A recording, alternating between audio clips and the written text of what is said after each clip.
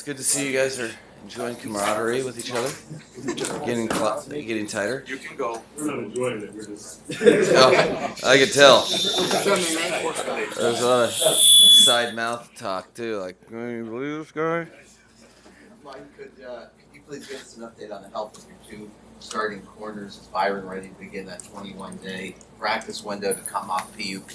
And will Xavier try to play through the groin as he has? It's a two-for-one, Yeah. but yet packaged as a one. That was smooth though. You almost got me. X is going to be day to day. He's going to do everything in his power to play against the Jets on Sunday. And then Byron will not begin the 21-day. We're still going to take our time with it. It's not progressing as fast as we obviously had hoped from the spring into the summer. But there hasn't been a major setback or anything. We're just we mean what we say when I won't put a dude on the field unless he has complete stability, and there's too many other risks that can happen if around other people. So we'll keep addressing that, and that could change because again it hasn't had to do with like a major setback, so that could change at any time, day by day, week by week. Mike, Keon Crossan seemed to be getting some trainer attention Monday. Do you have any update on him? Yeah, no, there was a little. That was attentive of you. You're on it. I can't believe you're the only one that noticed. You weren't the only one? No, it was, he's got a little thing that he's getting treatment for on his, I believe it's upper leg, lower glute type area. Nothing that will be severely serious, but something he has to get treatment on, and we'll continue to work with him as the week goes to see if he can be ready for Sunday. Over the weekend, I had seen something where Kevin O'Connell, a first coach like yourself, had said that after his first win, everyone had reached out to him to congratulate him after his first loss, and they got like 5 text messages. I was just curious, in the days that followed Thursday's loss, were you able to maybe lean on maybe any contemporaries, any mentors, especially given everything that's transpired on the team? Yeah, the cricket world is real. No, I think there's, I did get, as the weekend progressed, there was some texts from several peers that mean a lot to me. But, what kind of fool would I be if I would have taken this job and been like, a loss? Oh, adversity? I quit, So, me personally, the way I kind of look at the job is that there could be, everybody can be a head coach when everything's going well. When you're winning, if you win a couple in a row, football's fun. It's easy to lead, but the whole what this job is to me is coaching after losses and adversity in general. So, although, I'm not excited for the opportunity, I recognize it immediately as an opportunity and didn't take this job or didn't work to be in a position to be prepared to do this job with any delusion that stuff's not forefront. All the guys that I've learned from in my career, the ones that really stand out are guys that respond in losing streaks after a loss, after some adversity. That's the name of the game to me. So I did get some well wishes, but this was you don't know what it's going to look like. You don't know what it's going to be, but you know it's going to happen. And guess what? It will continue to. So that's part of the job for sure. We've seen a lot of backup quarterback play already in the NFL through 4 weeks. How fortunate do you feel to have Teddy? Because whether it's salary cap reasons or others, a lot of teams aren't able to spend or have a caliber backup like the Dolphins. It's everything. That's why you go out in free agency and spend a good, a nice little chunk of the salary cap on a guy that on paper isn't supposed to play. The amount you want to talk about making the quarterback's job is to make his teammates better. If you operate and they are better because of you, you're doing a good job at playing the position of quarterback because you have the ball in your hands every play and you have to give it to somebody, and you also have to have players play together around you. Teddy's already made all of his teammates better on this Sunday coming in the future, simply by how he's conducted himself, how he's owned the offense, and really, there is a relief you can hear in people's voices when, even if they're a great player, when you are the distributor of the football on every play, guys that are in a groove that have started to, this will be their 5th game of the season. You hear anxiety in the huddle, or you hear a little lack of confidence in their voice, and it completely changes how you play. So to have not only his past history help him, but everything he's done in the building, it's a huge, humongous deal. So I feel very fortunate, and very, very fortunate to have Teddy, because Tua will tell you himself, and Skylar, the whole room is better at their jobs because of Teddy. And that takes a special person that has started, that is capable of starting in the National Football League, that understands how much value he can have backing someone up and taking them under his wing. It's immense and can't understate it. Mike, what kind of approach would you like to see from Teddy going into this game, considering how special of a moment it could be him starting for his hometown team for the first time? Well, it's more about the process.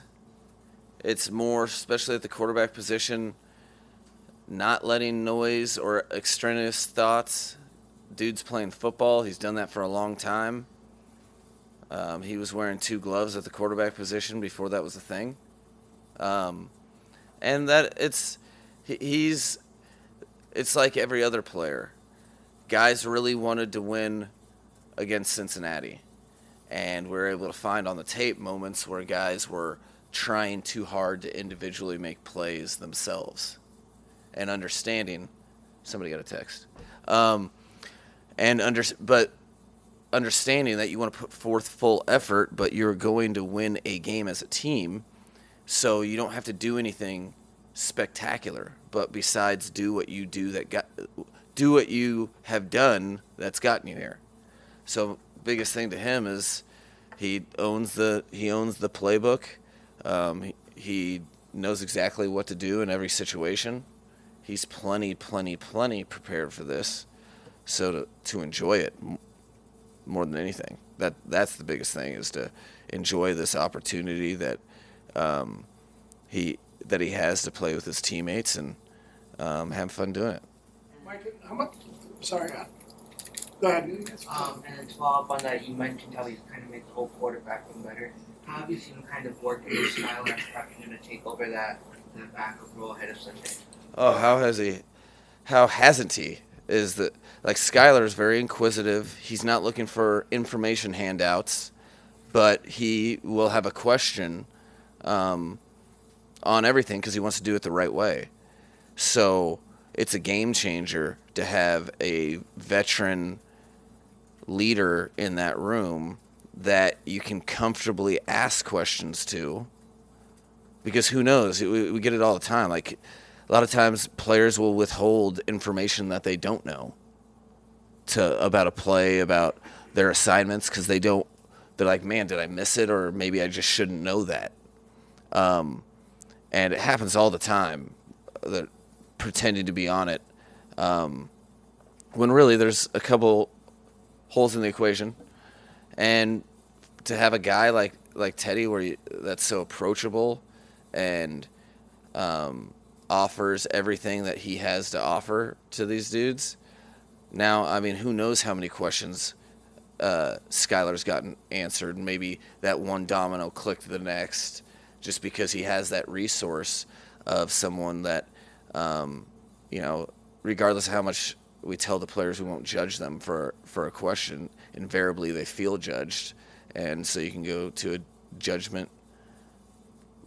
judgment-free zone. There it is. Found it.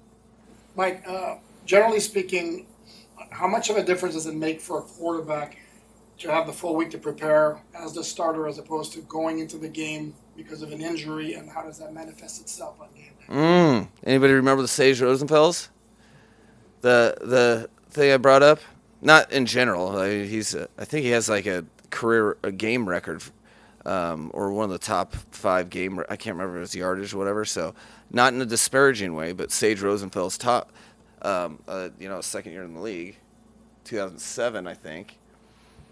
And he in Houston, and he opened my eyes to something that I had no idea about as a coach or even as a player, and the disparity between preparing as the backup as opposed to preparing as the starter, and how he was legendary. He told me himself, and then it was like self-fulfilling prophecy. He continued to do it as his career progressed, but he would go and light it up off the bench. But the weight, the production meetings, the interviews, the headlines, the loved ones reaching out, the people trying to get tickets to the game, these things add up, and these are human beings. So starting is much, much different than preparing. And I didn't know that off the surface, but once he said it, it made total sense, that it was like, wow, this is a big difference when you're preparing to be the starter. All the more important that Teddy relies on all of his training and where he's at. I feel very good about where he's at, and I think that he can minimize that distinction as best you can, because it is different, as I learned early and have witnessed since then my whole career. He also started a couple times years before with the Dolphins. That's what I mean. Yeah. So, and then and it will always be this way. So it's not just you guys, I promise you, but fans, media, coaches, everybody in football, your favorite player is the backup quarterback. Grass is greener. And so that Sage was like, he was so cool about it. He was just very honest. He was like, yeah, that he when he was in Houston, he was like, yeah, this is a different deal. He was like, that's why I have so much respect for Matt Schaub, because of how he handles himself. Because, it lighted up in practice, but you prepare for a whole week and know all the ins and outs of the game plan, and then all the different defensive things that can occur. It can get overwhelming. So, yeah, and I swear he has did anyone Google it? He has some sort of benchmark. Maybe his touchdowns thrown in a game. Come on, I thought you guys were quicker. If only you guys had access to computers. He threw for I can think of Matt Flynn too. He had a huge game. Yeah, dude. Well, since I brought that up, you guys have sent out 45 tweets, and we still haven't looked it up. Can I get a little help? With so many people obviously wanting any information you have on Tua, can you give a sense of what he can do this week? Will he be in quarterback meetings? Will he travel to New York? What will he do essentially? So it's at this point in time, he's in the protocol, and it's all about the only thing it's about, and that's the health of the human being. So, he's it's a change in routine for him. So, and he loves football and loves being around his teammates. So he will, it's another example of us having to have honest and forthright communication with the medical staff, but he'll be around as long as it doesn't adversely affect him, as best possible. We want, he's a captain of this team, and we want him to be present as much as he can, but not at any sort of cost to his process, getting himself healthy and going through that procedure. So that will be case by case, and I know if he's able, he'll be around as much as he can, because he's already got FOMO. I can feel it. Mike, there's been a lot of talk about optics surrounding Tua and his concussion. Did optics factor into at all in ruling him out on Monday so early in the week, or was it just clear medically he would not be ready by Sunday, even back then? Yeah, optics are to the team and the players, and the second that I start doing things because I think it's some answer that somebody else wants, that's to me that I'm failing at my job. My job should start and end at what's the best thing for the team and everybody involved. The players, and it will always be about individual players first, because that's in my title, it's coach. What does a coach do? You're supposed to coach players. It's the players' opportunity that we have to take best advantage of. So, no, that's not really my speed, I would say. I'm not I feel like it's very vital that the integrity of my position, that I stay true, right, wrong, or indifferent to whatever decision, but it's done for the right reasons, and I won't stray from that. Obviously, in your line of work, you can't pay credence to every comment, every bit of criticism said about you, but is it any harder to tune things out when people are suggesting something's wrong with your character, that you did something wrong here? That would probably be hard, or that it'd probably be crumbling if it was coming from within the team or the people that it is my job to service. I mean, outside of that, it's actually quite the opposite. Again, you have to be delusional to think that you're going to have a part in, or, who knows? Everything's reactionary anyway. So if people want to, whatever, if I'm listening to that or thinking about that, really thinking about it, if I'm spending time thinking about that, let's say Monday night for 5 seconds, that's 5 seconds that I'm not thinking about all the other things that relate to the team and the upcoming game. So preparing for the Jets, and I've been a huge fan of this sport since you guys heard the story, since I can remember, and I fully have way too much respect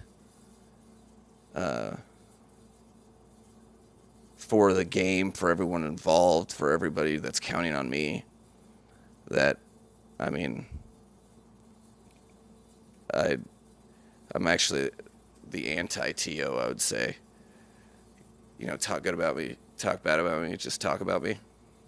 I'd be cool if no one talked about anything. That's how I've been operating my whole career. But fully expecting that they're going to have all sorts of opinions, because that's the nature of the beast. That's what happens when you watch it and are a fan of it for your entire life. You see it happen over and over, and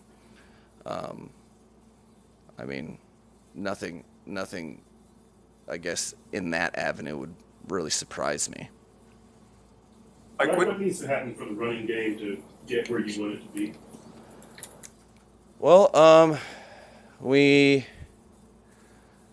need to have really a better commitment from, starting with me, in the plays that are called, and we need to have a better execution by everyone in the really on the team, including the quarterback, at operating the run plays. These are things that in the course of a season, you could be surprised if you took like 4 game blocks and broke down people's statistical wherever they're at in the league. It's not unfounded to have a 4 game block where you're down in a phase, and that becomes a strength of yours as the season progresses. As a coaching staff and as a team, that's our plan, is to for it to progress and become a strength of ours. That's the goal. And so we have a tremendous opportunity to every week redefine what we are. That's the cool thing about the National Football League, is there's a week in between games, and then you get a reset. And so I think that really it's just a concerted effort by everyone, and including the coaches, to prioritize that and to better execute that when the bolts are flying on Sunday. Mike, what is your relationship with Robert Saleh? Different sides of the ball in San Francisco, seemingly different personalities. What's your relationship like? And so this whole team, the Jets, is probably, outside of the team I just left, it has I've worked with all these guys for so long, and you talk about a guy that, Robert and I were both hanging on as young NFL assistants back in 2006, and then we both ended up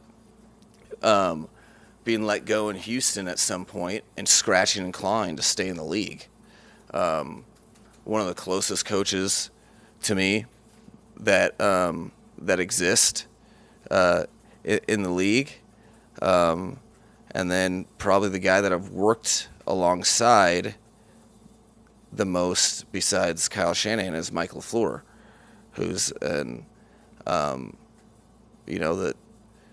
does an unbelievable job over there. That credit really hasn't been given to him, but I'm sure that credit is sometime in the future, maybe near, hopefully not too near, like next Sunday. But so Coach Saleh, very close. Mike LaFleur, very, very close. Jeff Ulbrich, the defensive coordinator, I'm very tight with. There's a laundry list of guys. There was even Miles Austin, the receiver coach, was the first player that I had ever coached that we got into coaching in San Francisco. So the list: John Benton, White Cotton, Rutenberg. There's a laundry list of guys. Very, very, very good relationship, working and personal, and so that's why I have a clear-cut vision on what it's going to take for our guys to be happy with their performance on Sunday, because I know how detailed and passionate, and how much energy those guys in wherever they're at, New York, New Jersey, those guys are preparing for us today on Wednesday and for the rest of the week. Thank you guys. All right. Thank you. So it was most fourth.